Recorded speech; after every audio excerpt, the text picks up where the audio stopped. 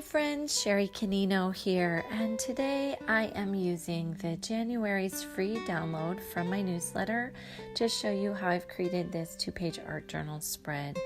I apologize in advance for my voice. I have a bit of a cold going on.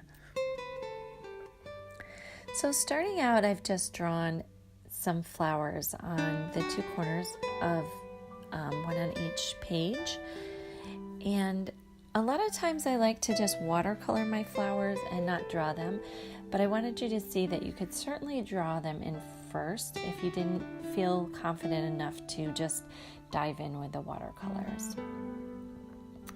So I showed you the January's download that I already colored, and I've printed another one on watercolor paper. It's 90-pound watercolor paper, and it prints perfectly I never get stuck, knock on wood.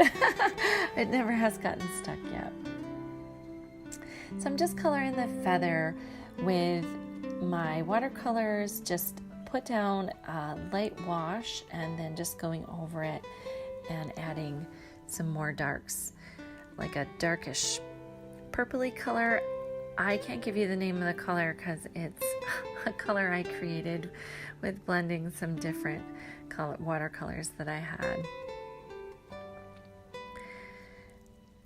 If you let the feather dry just a little bit, but not completely, and then add your dots, the dots will bleed in enough to make it look like it's naturally part of the feather, but not so much that you're going to actually lose the definition of them. I think that's the way to say it. So with my lotus flower, what I've done is in the darkest area I've added the color, and then with some water I'm drawing it out onto the petals. And then I go back in and do the tips of the petals to give them a little bit more definition and a little bit of color.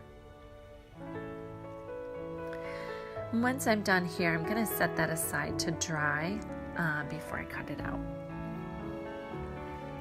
So now I'm working on just painting in these flowers, and there's really no rhyme or reason to how I'm doing it. I just leave like a little bit of white space on the flowers, and I don't know, it just seems to look good. I wish I could give you guys more. It's hard to explain really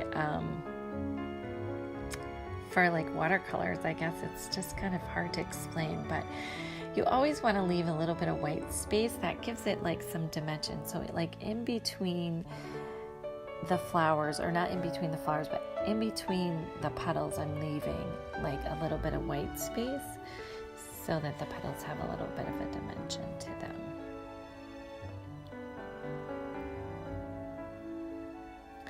And this watercolor palette that I have, I like to take the tubes of watercolors and blend them in like a little container and then put them into my palette.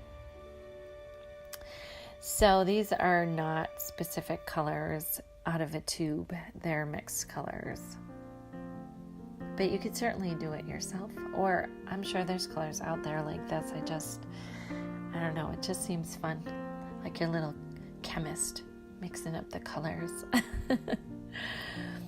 So I've cut all the elements out that I'm going to use, and on the 2018 intentions, I've added some washi tape, and I'm using my golden Liquitex heavy gel matte medium to glue these down.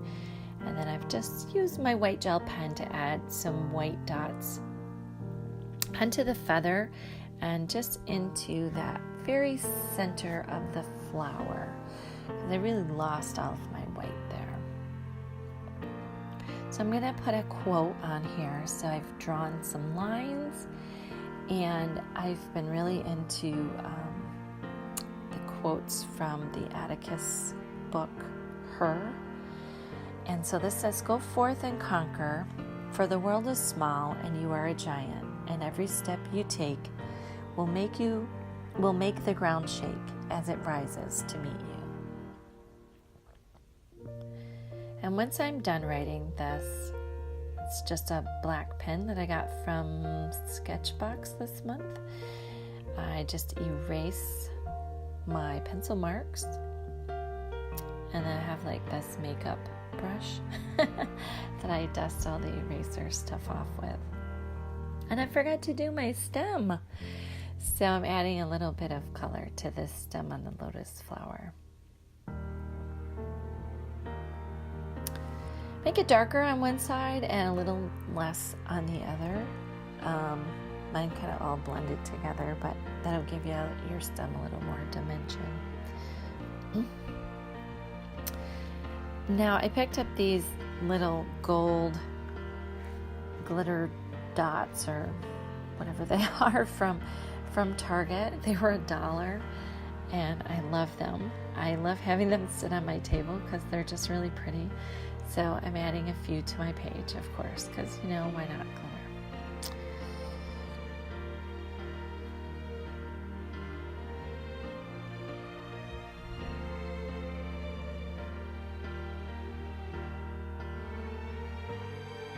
And once I'm done with that, I figure why not use some of these starry color metallic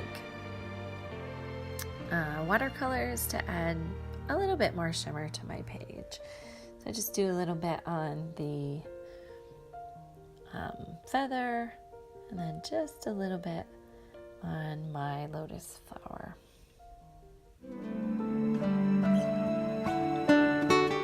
And that completes our 2-page spread. I hope you guys enjoyed today's tutorial. If you did, don't forget to leave me a comment, give me a thumbs up, and don't forget to subscribe to my channel. Thanks, you guys. I'll see you next time. Bye.